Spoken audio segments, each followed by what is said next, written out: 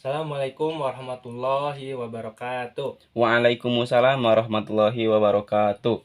Alhamdulillahirobbil alamin.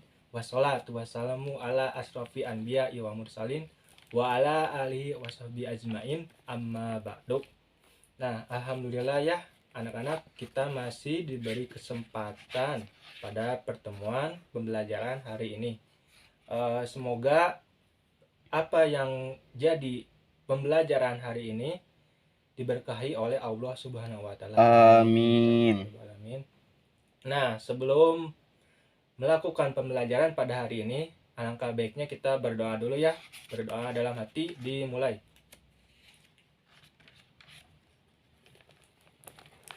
Berdoa selesai. Amin.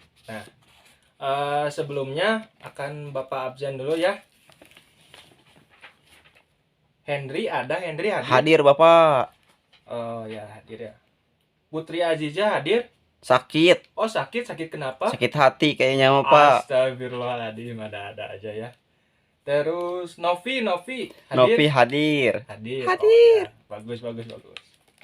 Nah, kali ini Bapak akan menjelaskan bab 9, memupuk rasa persatuan pada hari yang kita tunggu, halaman 126. 186. 126. Oh, 26, siap salah. Ya, buka ya bukunya ya. Siap sudah. Nah,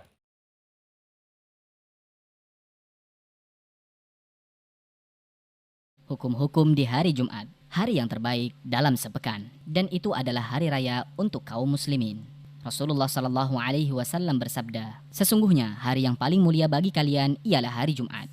Maka dari itu, Allah Azza wa Jal mengkhususkan hari itu dengan beberapa hal. Di antaranya adalah salat Jumat. Hukumnya fardu ain dan tidak ada perbedaan, dan meninggalkannya termasuk dosa yang besar. Rasulullah Shallallahu Alaihi Wasallam bersabda, hendaklah suatu kaum berhenti dari meninggalkan sholat Jumat, atau Allah Azza wa Jal akan mengunci hati mereka, maka mereka termasuk orang-orang yang merugi. Sholat Jumat diwajibkan untuk kaum muslimin dengan beberapa syarat, yaitu berakal dan sudah baligh. Sholat Jumat tidak diwajibkan bagi seorang anak, akan tetapi mereka diperintahkan sholat saat berumur 7 tahun. Kemudian mukim atau sedang tidak kondisi safar. Sholat Jumat tidak diwajibkan bagi musafir, kecuali sedang mukim ketika sholat Jumat, maka wajib baginya mengerjakan sholat Jumat. Di antaranya juga sehat. Sholat Jumat tidak diwajibkan bagi orang yang sakit, serta tidak diwajibkan juga bagi penunggu orang sakit yang tidak bisa meninggalkan pasien. Syarat selanjutnya ialah laki-laki. Sholat Jumat tidak diwajibkan bagi perempuan. Apabila dia hadir pada sholat Jumat, maka sah sholatnya dan tidak perlu mengerjakan sholat zuhur. Sholat Jumat dikerjakan pada waktu zuhur. Sholat Jumat berjumlah 2 rakaat, yang dimana imam membacanya bacaannya dengan jahar atau dengan bacaan keras. Barang siapa yang mendapati imam sebelum bangun dari rukuk pada rakaat kedua, maka ia mendapati sholat Jumat. Akan tetapi, dia menambahkan 1 rakaat lagi dan menyempurnakannya menjadi 2 rakaat. Barang siapa yang mendapati imam setelah bangun dari rukuk pada rakaat kedua, maka sholat Jumat telah terlewati baginya. Maka dia masuk bersama orang-orang yang sedang sholat dan mengerjakan sholat zuhur 4 rakaat setelah imam salam. Barang siapa yang terlambat datang sholat Jumat, maka janganlah ia melangkahi leher-leher atau pundak-pundak. Dia tidak boleh duduk hingga ia sholat sunnah 2 rakaat, meskipun imam sedang berkhutbah. Barang siapa yang berkata pada temannya, diamlah, sedangkan imam sedang berkhutbah, maka dia sudah berbuat sia-sia dan juga kehilangan pahala di hari Jumat. Bersegeralah menuju sholat Jumat. Jangan sekali-kali kegiatan menyibukkanmu dari mengerjakan sholat Jumat, kemudian terlewatkan bagimu kebaikan yang besar. Allah Azza wa Jal berfirman, wahai orang-orang yang beriman, apabila diseru untuk menunaikan sholat Jumat, maka bersegeralah kamu kepada mengingat Allah, dan tinggalkanlah jual beli. Yang demikian itu lebih baik bagimu jika kamu mengetahui. sebelumnya ada yang tahu salat Jumat itu apa? Salat Jumat, siap tahu Bapak Henry. Silakan. Salat Jumat adalah salat berjamaah. Betul Bapak? Betul sekali. Terus ada yang lagi? Diwajibkan buat laki-laki. Udah, itu aja. Iya, yang dilaksanakannya hanya di hari Jumat. Bagus. Sangat lengkap sekali ya, Henry. Bagus sekali. Ya, jadi Bapak jelaskan kembali, salat Jumat adalah salat 2 rakaat yang dilakukan berjamaah yang dilaksanakan sesudah khutbah Jumat. Nah, pada waktu zuhur di hari Jumat. Hukumnya wajib bagi laki-laki yang sudah memenuhi syarat. Nah, di sini harus dipahami dan digarisbawahi bahwa sholat Jumat itu wajib bagi laki-laki. Nah, kalau yang perempuan bisa sholat zuhur ya. Sholat zuhur biasa yang perempuan. Kalau perempuan boleh ikut sholat Jumat? Nggak boleh. Oh, nggak boleh. Wajibnya bagi laki-laki. Kalau perempuan sholat zuhur biasa ya. Iya, baik Bapak. Nah, di sini ada dalil mengenai sholat Jumat. Quran surat Al-Jumu'ah ayat 9.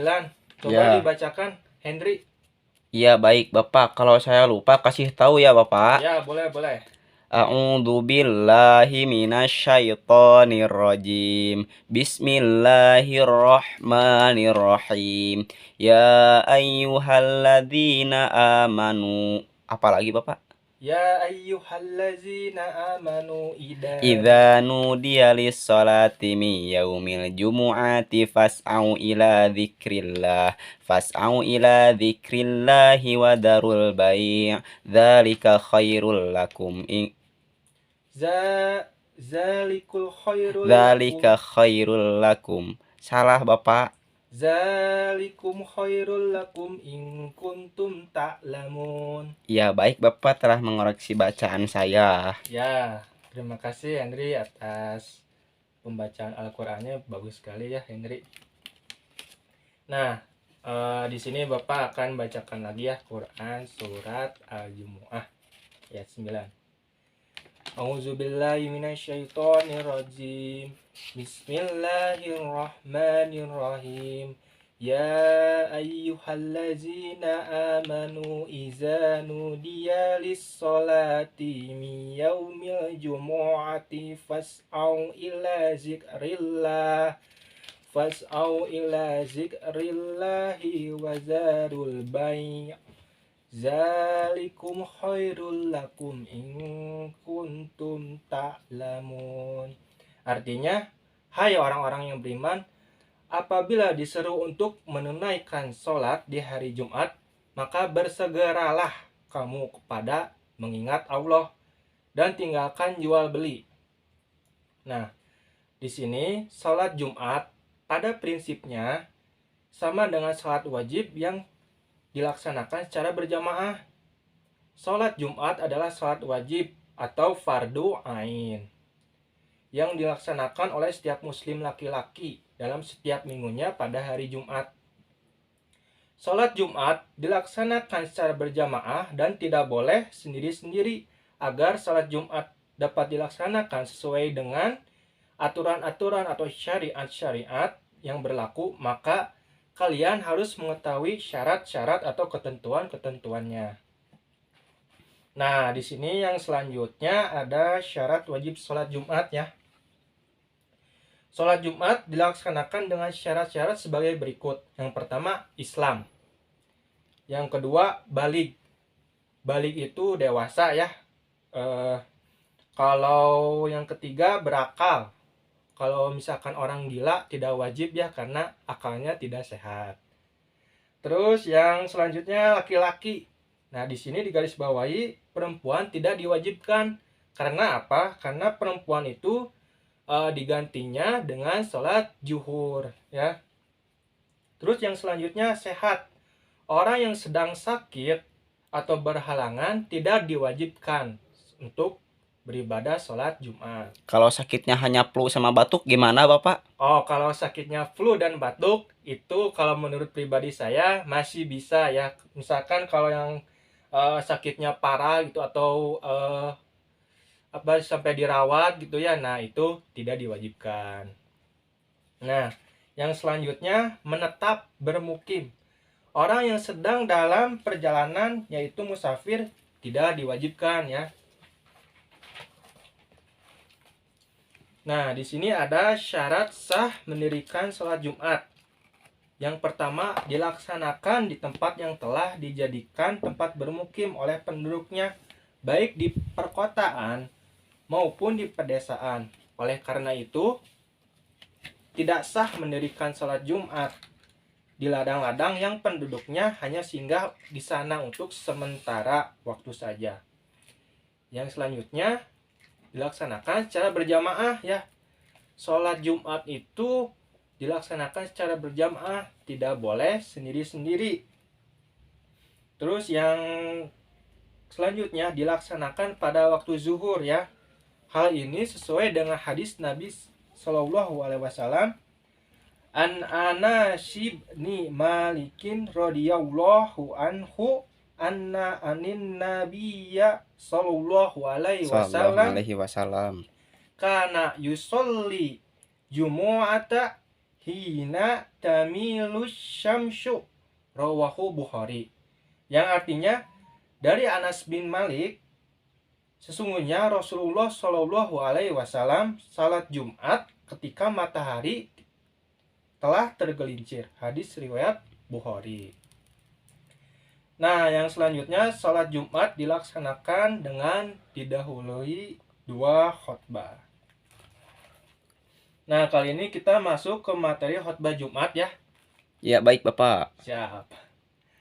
Khutbah Jumat. Ada yang tahu khutbah Jumat? Siap, tahu Bapak. Boleh, silakan. Khutbah Jumat, ceramah sebelum sholat Jumat. Ya, bagus, benar.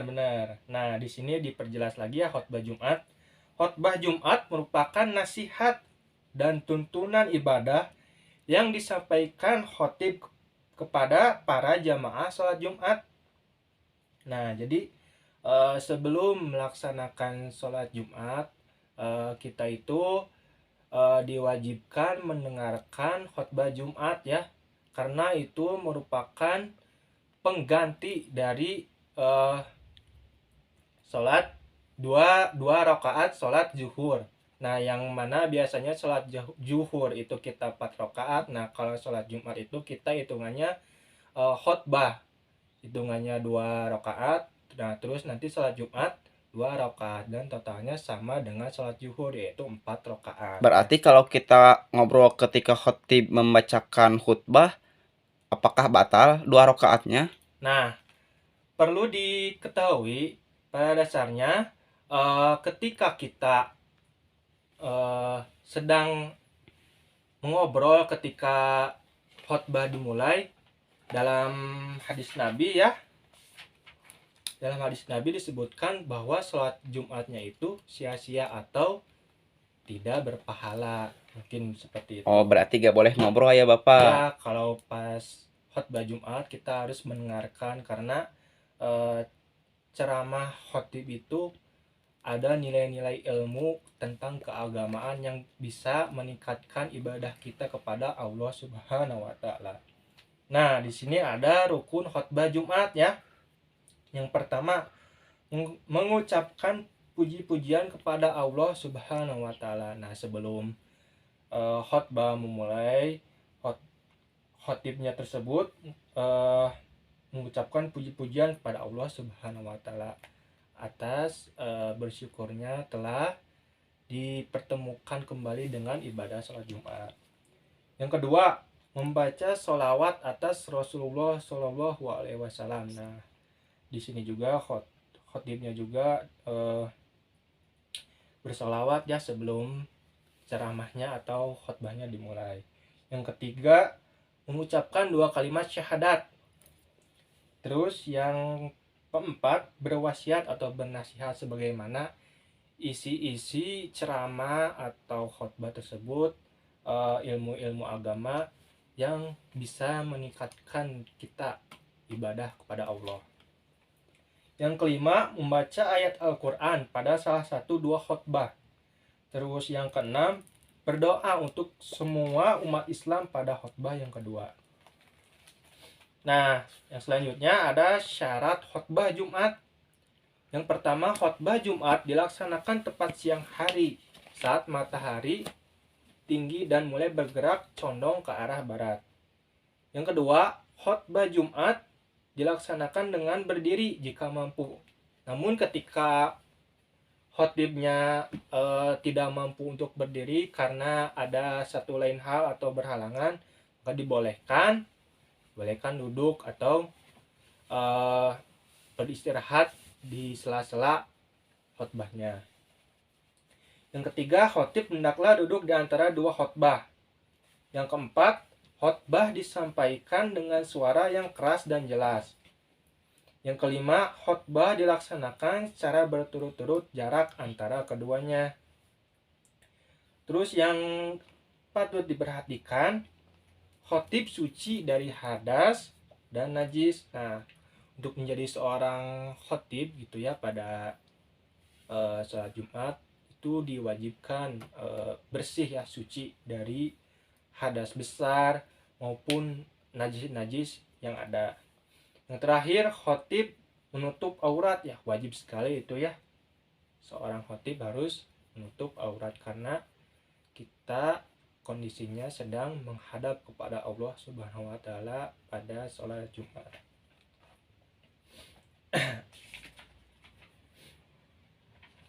Izin bertanya, Bapak, Boleh.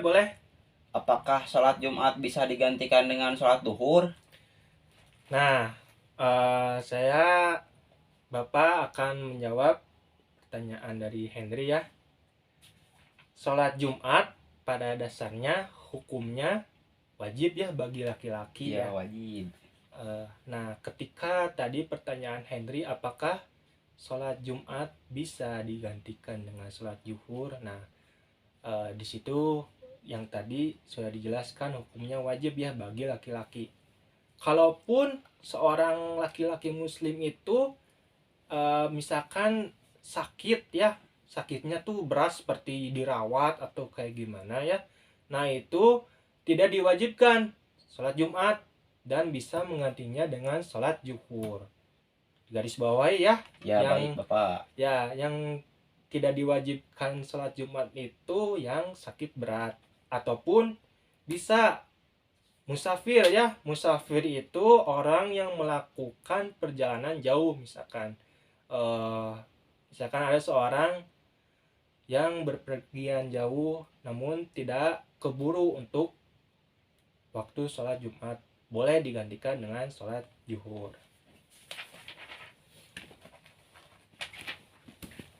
Nah, di sini ada sunnah yang berkaitan dengan sholat Jumat. Yang pertama, mandi terlebih dahulu sebelum pergi ke masjid. Nah, sunnah-sunnahnya yang dilakukan Rasulullah Shallallahu Alaihi Wasallam yaitu mandi terlebih dahulu sebelum pergi ke masjid. Nah, karena mandi itu kita bisa menghilangkan kotoran-kotoran najis ataupun hadas ya. Nah, mandi di sini bisa disebut juga dengan mandi junub ya. Terus yang kedua, memakai pakaian yang bagus dan disunahkan berwarna putih. Nah, pada dasarnya ketika kita akan sholat, kan sholat itu konteksnya menghadap kepada Allah. Nah, kita juga harus memakai pakaian yang bagus ya dan disunahkan berwarna putih. Yang ketiga, memakai wangi-wangian. Nah, agar memakai wangi-wangian itu agar kita itu tidak bau ya pada dasarnya. Jadi seger lah gitu kelihatannya. Ih, bau awak. Wangi-wangi. Ya, Henry tolong diam ya ketika sedang menjelaskan Bapak. Siap, Bapak. Yang keempat, memotong kuku, menggunting kumis, dan menyisir rambut.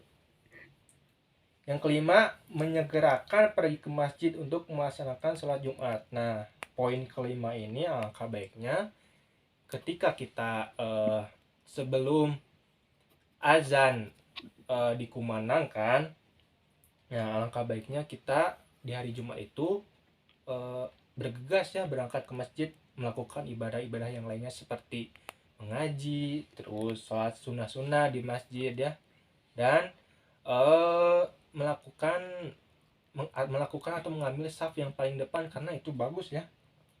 Yang keenam, melaksanakan sholat tahiyatul masjid. Nah, sholat tahiyatul masjid ini untuk sholat untuk menghormati masjid. Yang ketujuh, membaca Al-Quran atau zikir sebelum khutbah Jumat. Nah, sembari kita menunggu azan atau khutbah Jumat, disunahkan juga kita berzikir ya, atau membaca Al-Quran. Ada yang tahu disunahkan apa setiap hari Jumat membaca Al-Qurannya surat apa? Surat Al-Kahfi, Bapak. Nah, itu bagus ya surat Al-Kahfi. Namun boleh ya surat-surat yang lainnya, hanya itu disunahkan. Yang kedelapan, memperbanyak doa dan salawat atas Nabi Muhammad SAW.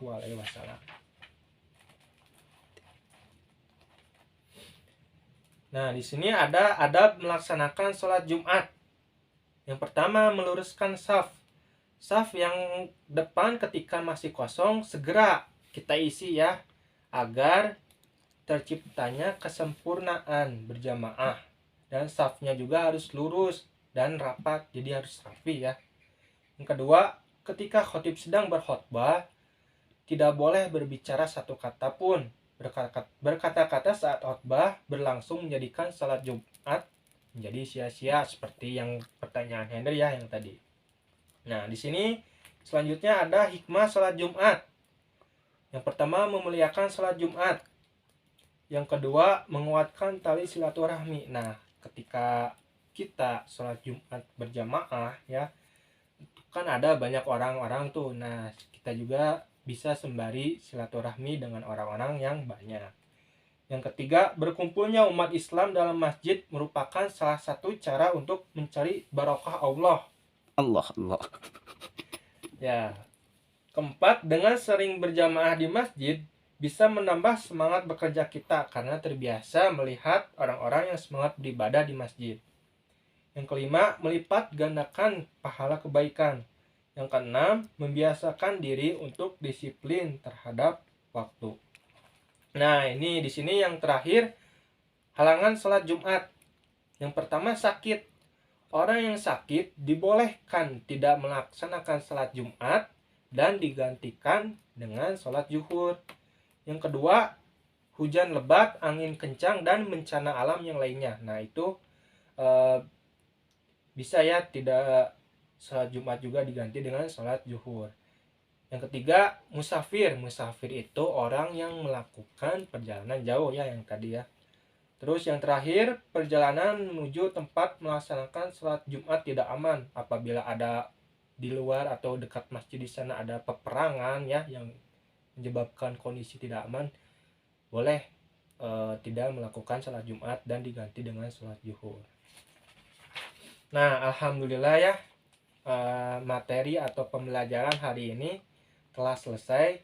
Jangan lupa ya, tugasnya dari halaman 135 sampai 136 diisi ya. Kita akan koreksi pada minggu depan atau pertemuan berikutnya. Ya, baik Bapak, terima kasih. Siap. Kita akhiri saja ya pembelajaran hari ini.